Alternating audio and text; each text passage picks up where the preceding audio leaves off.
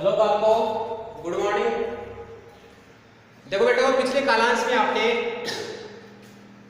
अधिकार और जिम्मेदारी के बारे में हमारी चर्चा चल रही थी। अधिकार और जिम्मेदारियां, अधिकार और जिम्मेदारियां के अधिकार हमारे ऊपर क्या क्या जिम्मेदारियां आयात करते हैं, और उसमें हमने एक जिम्मेदारी के बारे में अध्ययन कर लिया था कि अधिकार राज्य के साथ हम पर भी जिम्मेदारी डालते हैं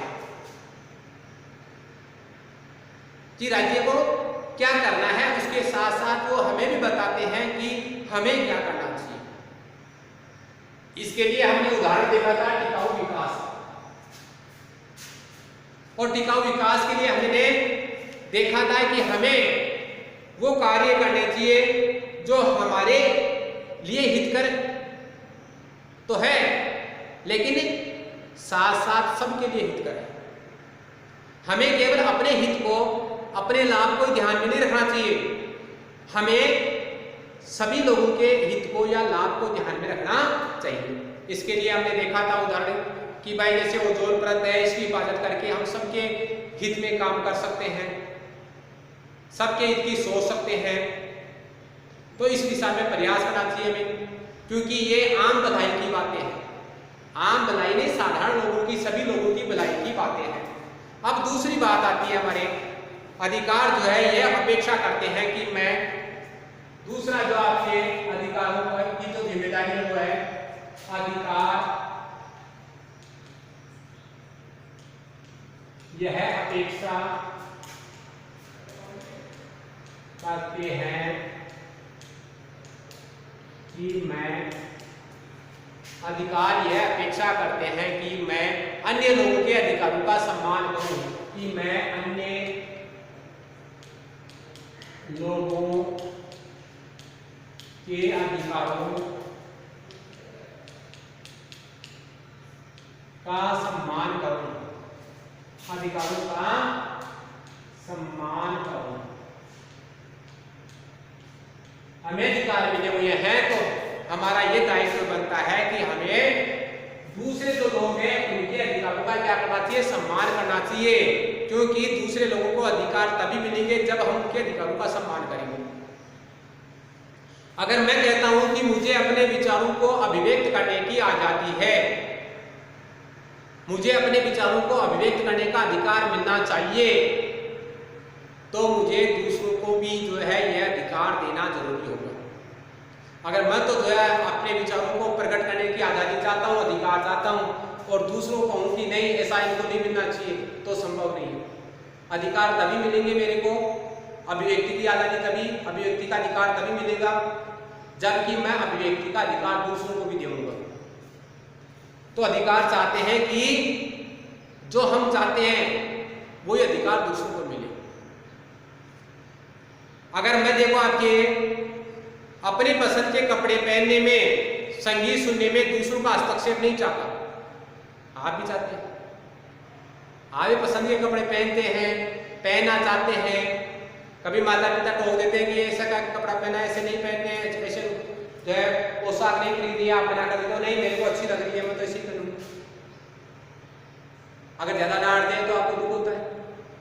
तो वही बात है, अगर मैं मान लो ये पसंद करूं कि मैं अपनी पसंद के कपड़े पहनना चाहूं, अपने पसंद का संगीत सुनना चाहूं और चाहूं कि मेरे इस कार्य में कोई हस्तक्षेप नहीं करे, तो मेरे लिए भी जरूरी होता है कि मैं भी जो है आपके दूसरों की जो पसंद है उसमें दखलंदाजी नहीं करूं। दूसरे क्या कैसे कपड़े पहनना चाहते हैं, कैसे संगीत सुनना चाहते हैं, उसमें मुझे दखलंदाजी नहीं करना चाहिए। क्यों? क्योंकि मैं अपने में पसंद में दखलंदाजी नहीं करना चाहता। भाई मैं अपनी पसंद में किसी की दखलंदाजी नहीं चाहता, किसी का हस्तक्षेप नहीं चाहता। तो मेरा दायित्व बनता है कि मैं दूसरों के पसंद में भी हस्तक्षेप नहीं करूं, और यही अधिकार चाहते हैं। तो देखो आपके मुझे उन्हें भी क्या करना चाहिए, उनकी पसंद के कपड़े पहनने, संगीत चुनने की स्वतंत्रता देनी होगी। अगर मैं स्वतंत्र भाषण देने के अधिकार का इस्तेमाल करने के लिए मैं ये सोचता हूं कि मुझे स्वतंत्र रूप से अभिव्यक्ति का अधिकार होना चाहिए, भाषण देने का अधिकार होना चाहिए, तो इस अधिकार का उपयोग मैं अपने पड़ोसी की हत्या के पूरा करने के लिए या लोगों को उकसाने के लिए नहीं कर सकता। क्यों? क्योंकि पड़ोसी को भी जीवन जीने का अधिकार है। पड़ोसी को भी किसका अधिकार है? जीवन जीने का अधिकार है। इस अधिकार का प्रयोग मैं, जो मेरी अभिव्यक्ति की स्वतंत्रता का अधिकार है, भाषण का अधिकार है, उसका प्रयोग मैं समाज में अशांति उत्पन्न करने के लिए नहीं कर सकता। क्योंकि लोगों को शांति से जीवन जीने का, शांतिपूर्ण और सुरक्षित जीवन जीने का अधिकार है, वो भी वैसा अधिकार चाहते हैं। तो मेरा दायित्व बनता है कि मैं अपनी जो भाषण की स्वतंत्रता है उसका उपयोग मैं अपने विचार प्रकट करने के लिए करूं, अपने विचार प्रकट करने के लिए करूं, अशांति उत्पन्न करने या मेरे पड़ोसी की हत्या करने के लिए नहीं कर सकता। ये चीजें हमें अधिकार बतलाते हैं, ये दायित्व हमारे ऊपर हमारे अधिकार डालते हैं। तो अपने अधिकार का प्रयोग करने के लिए मैं दूसरों को उनके अधिकारों से वंचित नहीं कर सकता। दूसरे शब्दों में हम ये कह सकते हैं कि मेरे अधिकार सबके लिए बराबर है, यानी जो मैं चाहता हूं वैसा ही सब चाहते हैं, वैसा ही सबको मिलना चाहिए। और एक ही जो अधिकार के सिद्धांत है उससे वो सीमाबद्ध है। कहने का मतलब है मेरे अधिकार सबके लिए बराबर है और एक ही अधिकार के सिद्धांत से वो सीमाबद्ध है। जिस प्रकार जो कोई अधिकार मेरे लिए जो है जिस सीमा पर समाप्त हो जाता है, वैसे ही सबके लिए वो अधिकार उस सीमा पर समाप्त हो जाता है। जैसे भी बताया था मैंने भाषण की स्वतंत्रता का अधिकार, तो भाषण की स्वतंत्रता का अधिकार जो है वो क्या कर सकता हूँ, उसका उपयोग मैं अपने विचारों को प्रकट करने के लिए कर सकता हूँ। लेकिन मैं ऐसे विचार प्रकट नहीं कर सकता जिससे भीड़ जुटा हो, भीड़ जो है जुट करके उत्तेजित हो जाए और पड़ोस की हत्या कर दे या समाज में अशांति हो जाए, क्योंकि ऐसे विचार अधिकारों की सीमा में नहीं आते, अधिकारों से बाहर हो जाते हैं, यानी कि वहां पर हमारे अधिकार समाप्त हो जाते हैं।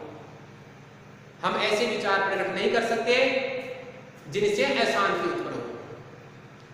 जहां पर हमारे भाषण से अशांति उत्पन्न होने की सीमा शुरू हो जाती है, वहीं पर हमारा अधिकार समाप्त हो जाता है। किसका? अभिव्यक्ति का अधिकार, भाषण की स्वतंत्रता का अधिकार। तीसरा है आपके कि टकराव की स्थिति में हमें अपने अधिकारों को संतुलित करना होता है। तीसरी बात क्या है? टकराव की स्थिति में हमें अपने अधिकारों को संतुलित करना होगा।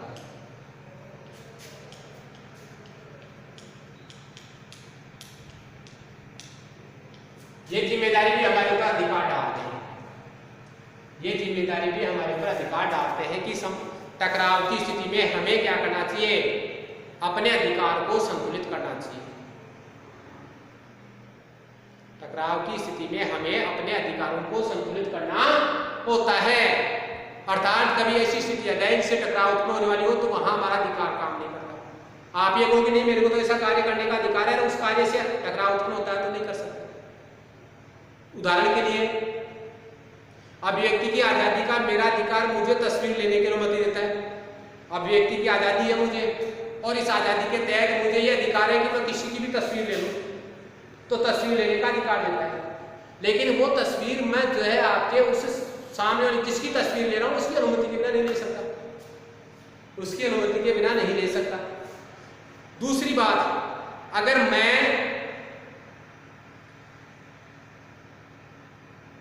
जो है आपके अपने घर में नहाते हुए किसी व्यक्ति को देखता हूं और उसकी इजाजत के बिना तस्वीर लेता हूं और इंटरनेट पर अपलोड कर देता हूं, इंटरनेट पर डाल देता हूं, तो ये चीज उस व्यक्ति की गोपनीयता के विरुद्ध है, इसलिए ऐसा मैं नहीं कर सकता।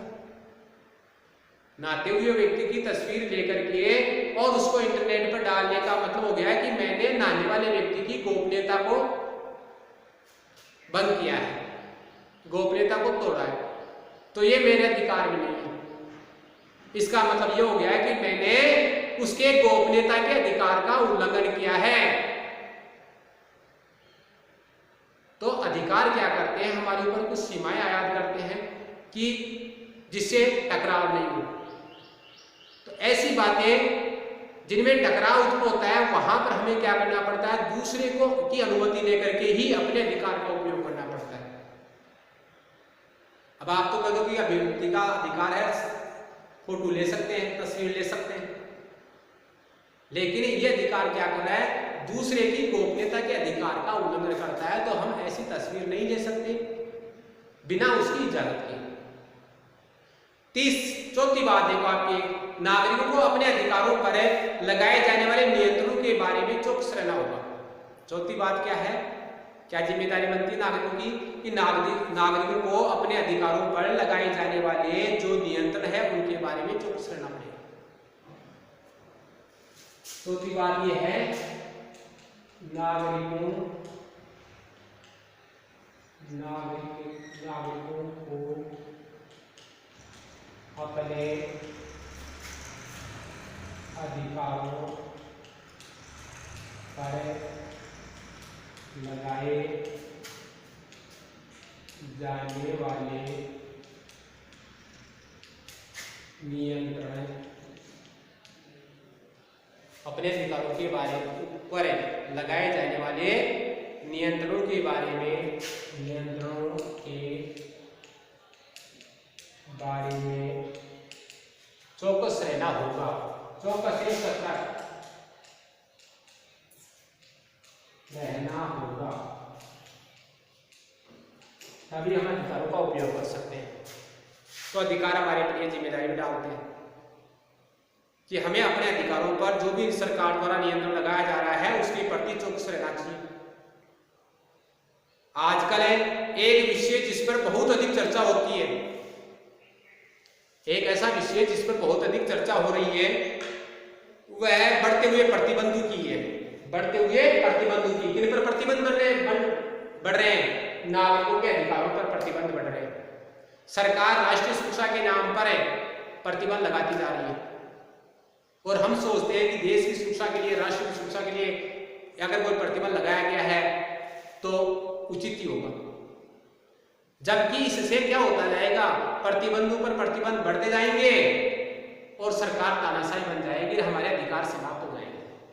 इसलिए ऐसे प्रतिबंधों के प्रति हमें सचेत रहना जरूरी है। तो आजकल क्या चर्चा है, किस विषय पर बहुत अधिक चर्चा है कि बढ़ते जो प्रतिबंध है उनसे संबंधित है, प्रतिबंधों पर चर्चा होती है।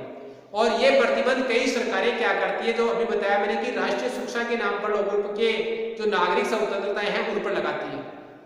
राष्ट्रीय सुरक्षा के नाम पर कोई प्रतिबंध लगा दिया, उससे आपकी स्वतंत्रता कम हुई, सरकार क्या कहेगी कि राष्ट्रीय सुरक्षा के लिए ऐसा करना जरूरी था, इसलिए हमने ये कानून बनाया है और कानून से आपकी स्वतंत्रता पर क्या लग गया, प्रतिबंध लग गया। नागरिकों के जो अधिकार है उन अधिकारों और भलाई की रक्षा के लिए जरूरी है,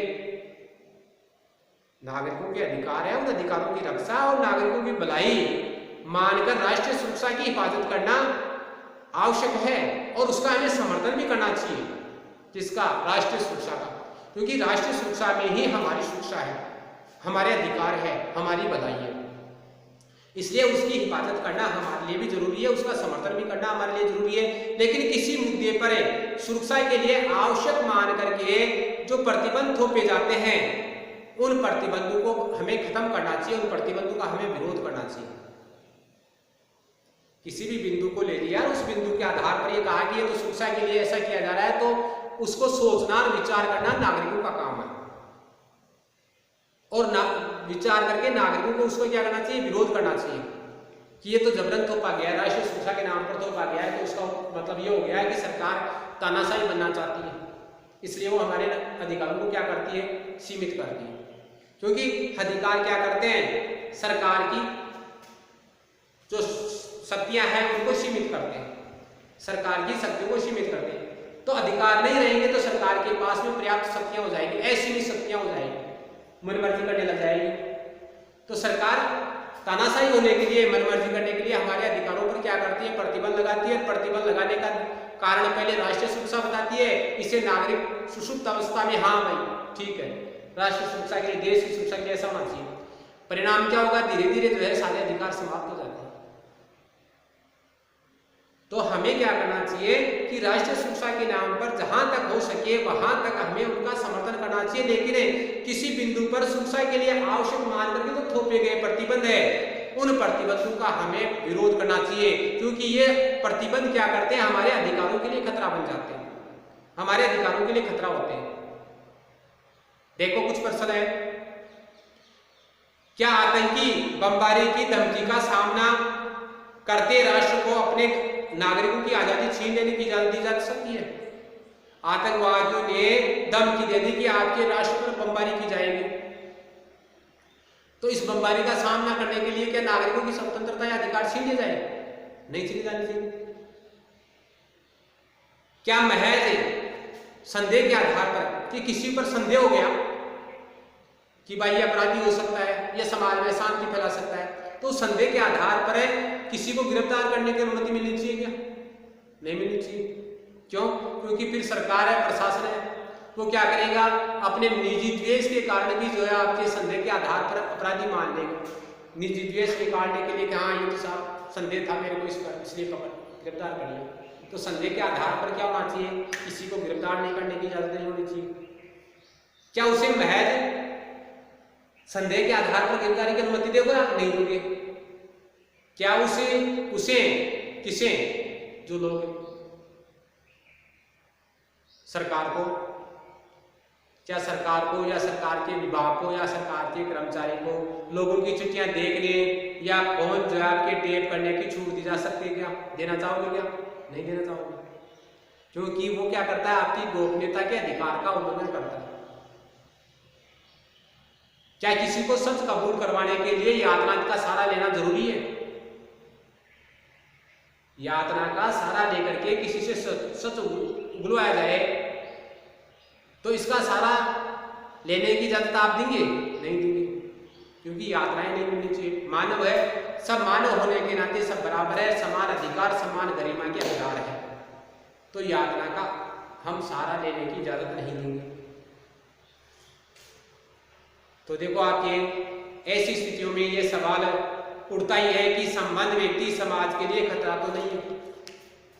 कई बार परिस्थितियां होती है, उन स्थितियों में जो आपकी ये भी सवाल उठता है कि कोई व्यक्ति जो अपराध से संबंधित है या जिसके बारे में जो आपकी शंका की गई है वो व्यक्ति समाज के लिए खतरा तो नहीं है, या खतरा तो पैदा नहीं कर रहा है। गिरफ्तार लोगों की को भी जो है कानूनी सलाह लेने की जरूरत होनी चाहिए। अगर कोई व्यक्ति खतरा बन रहा है, खतरा है, तो उसको क्या किया जाना चाहिए, न्यायालय में उपस्थित किया जाना चाहिए, उसकी जांच होनी चाहिए पहले, ऐसे ही उसको गिरफ्तार नहीं किया जाना चाहिए। दूसरी बात, जो लोग गिरफ्तार हो गए, किसी कारण से गिरफ्तार कर लिया, अपराधी माना, अपराध किया व्यक्ति ने, अपराधी होने के कारण उसको गिरफ्तार कर लिया, तो उसके लिए हम ये चाहेंगे कि वो भी मानव होने के कारण उसे कानूनी सलाह की इजाजत होनी चाहिए। दंडाधिकारी जो है या न्यायालय है उसके सामने उसे पेश किया जाना चाहिए, और पेश करने के अवसर पर उसे अपना पक्ष रखने का अवसर मिलना चाहिए, कि वो अपना पक्ष रखे कि भाई मैं इस आधार पर अपराधी नहीं हूं। लोगों की नागरिक स्वतंत्रता में कटौती करते वक्त हमें अत्यंत सावधानी होने की जरूरत है। यानी कि ये सारे प्रश्न जो है आपको वो इस बात की ओर ले जा रहे हैं कि लोगों की कोई भी स्वतंत्रता हो, किसी प्रकार की स्वतंत्रता हो, उसमें कटौती करते समय हमें क्या करना चाहिए, बहुत ही सावधानी रखनी चाहिए, क्योंकि ये कटौती क्या कर सकती है, उन लोगों की स्वतंत्रता में बाधा उत्पन्न कर सकती है। और जो कटौती आज दूसरे लोगों की स्वतंत्रता छीन रही है, कल वो आपकी स्वतंत्रता भी छीन लेगी।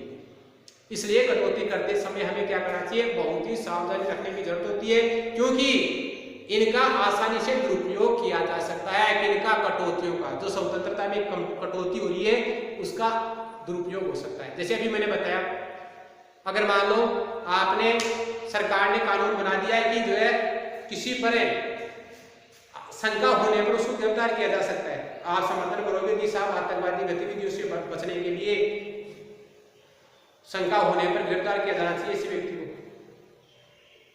तो स्थानीय प्रशासन है कि किसी व्यक्ति से आपका झगड़ा हो गया या मान लो आपका किसी बात पर मनमुटाव हो गया, तो वो क्या करेगा, आपसे दुश्मनी निकालने के लिए आपको भी इसी कानून के तहत फंसा देगा कि साहब मेरे को इस पर शंका है।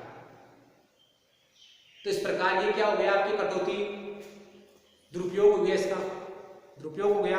इसलिए कोई भी अधिकारों में कटौती होती है तो उसकी कटौती जो है आपके बड़ी सावधानी से होनी चाहिए, क्योंकि ये कटौती क्या होती है, आगे जाकर के हमें भी हानि पहुंचा सकती है इसका दुरुपयोग होने से, और दुरुपयोग होता है, सरकारें निरंकुश हो सकती है इससे, और वे उन उद्देश्यों को, किन उद्देश्यों को, जो लोक कल्याण के लिए बने होते हैं, जो लोकतांत्रिक सरकार के उद्देश्य होते हैं, उन उद्देश्यों को ये सरकारें जो है आपकी क्या कर सकती है, जड़ से ही खोद करके निकाल सकती है।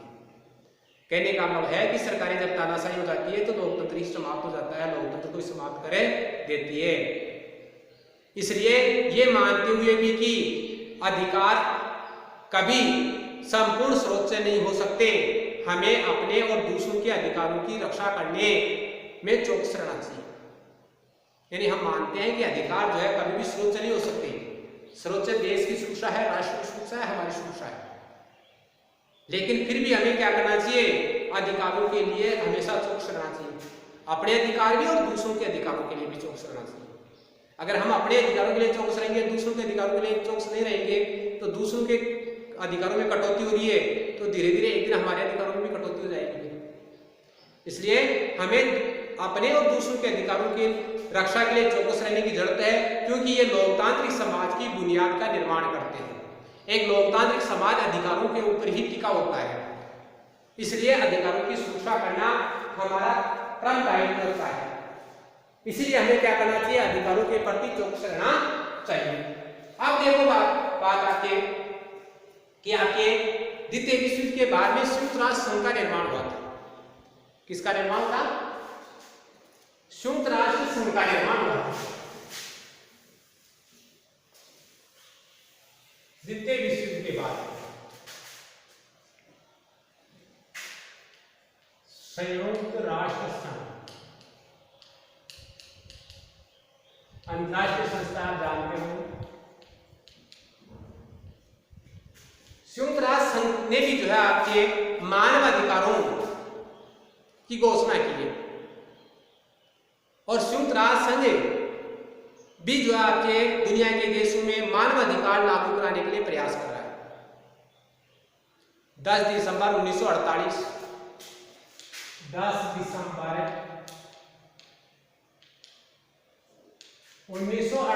को मानवाधिकार घोषणा पत्र जारी किया गया।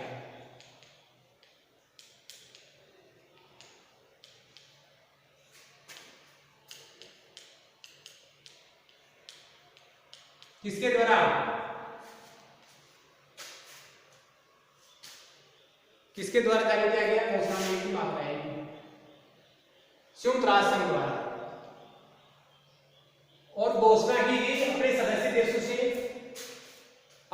देशों से भी अपील की गई, और जो सदस्य नहीं है उन देशों से भी कि प्रत्येक देश अपने मानव के लिए, अपने नागरिकों के लिए कुछ मूल अधिकार जरूरी है, मानव होने के नाते वो अधिकार प्रदान करें। इसी कारण प्रत्येक 10 दिसंबर को विश्व मानवाधिकार दिवस के रूप में मनाते हैं, दिवस मनाया जाता है। तो देखो आपके इसमें क्या अपील की गई है मानवाधिकारों के लिए,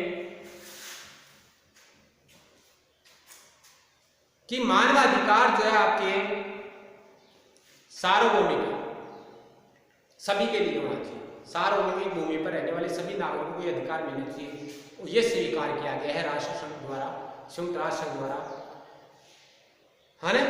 मानव अधिकारों की सार्वभौमिक घोषणा के जो पाठ है, उस पाठ के बारे में आपके संयुक्त राष्ट्र संघ ने यह दुनिया के देशों से अपील भी की है कि वो अपने विद्यार्थियों को इसके बारे में जानकारी दें, इसके बारे में पढ़ाएं, क्योंकि विद्यार्थी जीवन में अधिकारों के बारे में जानकारी होना आवश्यक है, तभी वो अपने अधिकारों के प्रति जागरूक होंगे, अपने अधिकारों के प्रति सचेत रहेंगे। सरकार द्वारा अधिकारों की कटौती की जाती है तो उनका विरोध करेंगे, तो अधिकारों के बारे में उन्हें जानकारी होनी चाहिए। अगर हमें अधिकारों की जानकारी नहीं है अपने, तो हम अपने अधिकारों की रक्षा नहीं कर सकते, उनकी सुरक्षा नहीं कर सकते। तो आपके सभी देश जो संयुक्त राष्ट्र संघ के सदस्य हैं, या क्षेत्र, सभी देश या क्षेत्र जो आपके संयुक्त राष्ट्र संघ के सदस्य हैं, उनकी राजनीतिक स्थिति पर ध्यान न देते हुए इसे जो है आपके विशेष तौर से विद्यालय और शैक्षणिक संस्थानों में प्रसारित और प्रदर्शित करने और पढ़ने और पढ़ाने पर क्या का आह्वान किया गया कि किसी देश की राजनीतिक स्थिति क्या है, वहां पर तानाशाही शासन है, लोकतांत्रिक है, किस प्रकार का शासन है, इस बात की ओर ध्यान नहीं देना है। इस बात की ओर ध्यान दिए बिना ही विद्यालयों में और जो भी शैक्षणिक संस्थाएं हैं उन शैक्षणिक संस्थाओं में क्या किया जाना चाहिए, जो मानवाधिकार है उन मानवाधिकारों का प्रदर्शन किया जाना चाहिए, उनको प्रसारित किया जाना चाहिए, उनको पढ़ाया जाना चाहिए। मानवाधिकारों की विश्वव्यापी घोषणा क्या है? मानवाधिकारों की विश्वव्यापी घोषणा की जो प्रस्तावना है उसमें क्या कहा गया है, तो देखो मानवाधिकारों की विश्वव्यापी घोषणा की जो प्रस्तावना है उसमें जो कुछ कहा गया है उसको संक्षिप्त में मैं बता देता हूं आपको।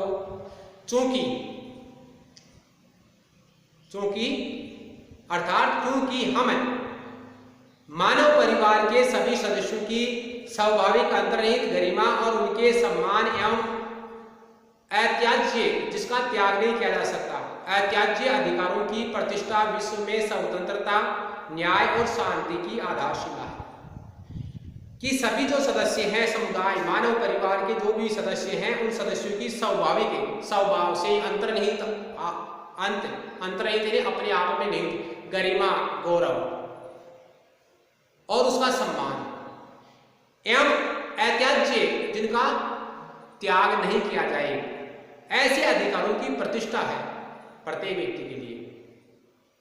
विश्व में स्वतंत्रता, न्याय और शांति की आधारशिला है और यह अधिकार स्वतंत्रता के लिए, न्याय के लिए और शांति के लिए आधारशिला है। इसलिए अधिकार क्या होने चाहिए, प्रत्येक व्यक्ति को मिलने चाहिए। किन किन बातों के लिए? व्यक्ति की अंतर्निहित गरिमा के लिए, सभी नागरिकों के बराबर होने के लिए, सम्मान के लिए, और अत्याज्य, जिनका त्याग नहीं किया जा सकता, ऐसे अधिकार प्राप्त करने के लिए क्या क्या चीजें जरूरी है? स्वतंत्रता, न्याय और शांति। और यही चीजें जो आपके शांति की आधारशिला है। दूसरी बात, क्योंकि मानव अधिकारों के उपहास और अवमानना के कारण मानवीय चेतना को भयभीत करने वाले क्रूरतापूर्ण करते प्रतिफलित होते हैं।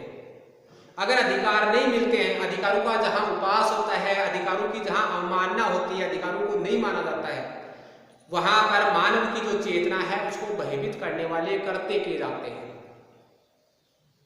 इसलिए यह अनिवार्य है कि एक ऐसे विश्व की स्थापना हो जिसमें सभी मनुष्य भाषण और विश्वास की स्वतंत्रता हासिल कर सके।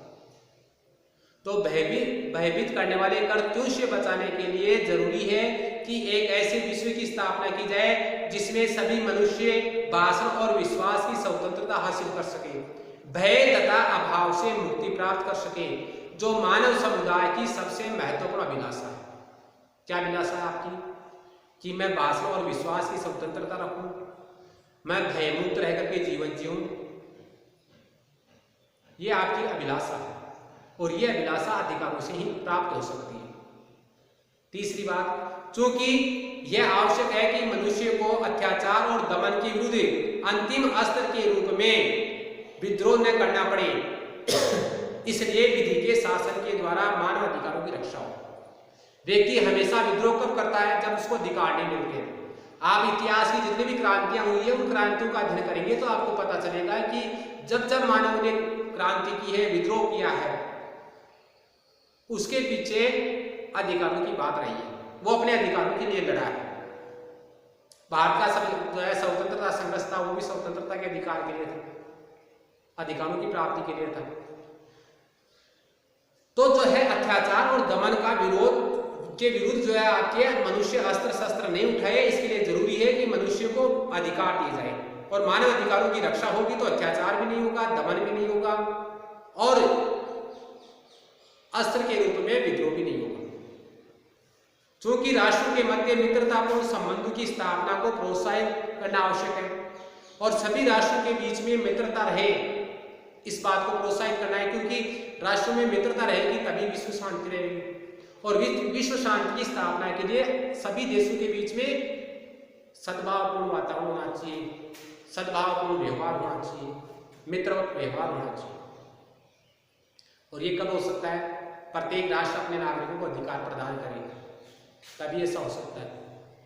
चूंकि संयुक्त राष्ट्र संघ, किसके? संयुक्त राष्ट्र संघ के देशों ने घोषणा पत्र में मूलभूत मानव अधिकारों, मनुष्य की गरिमा तथा महत्व, मनुष्य का क्या महत्व है? मनुष्य की गरिमा यानी गौरव और उसका महत्व है, तथा पुरुषों और महिलाओं के समान अधिकारों के प्रति अपना विश्वास पुनः व्यक्त किया है। किसने व्यक्त किया है पुनः? संयुक्त राष्ट्र संघ के मानवाधिकार घोषणा पत्र में इसके सदस्य देशों ने